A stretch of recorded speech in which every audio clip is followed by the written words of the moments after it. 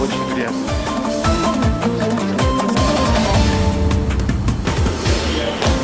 Уважаемые коллеги, сегодняшнее заседание Межправсовета проходит в преддверии особенной для нас даты 80-летия Победы в Великой Отечественной войне, а также на стыке завершения юбилейного десятилетия нашей совместной деятельности и начала нового этапа развития Союза.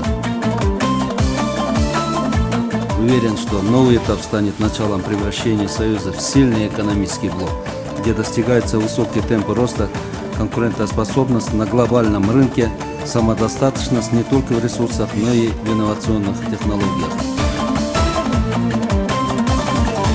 Уважаемые участники форума, современный мир стремительно меняется.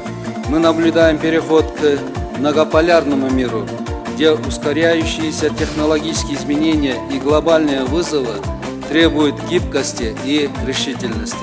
Для стран нашего региона это открывает как новые возможности, так и новые вызовы.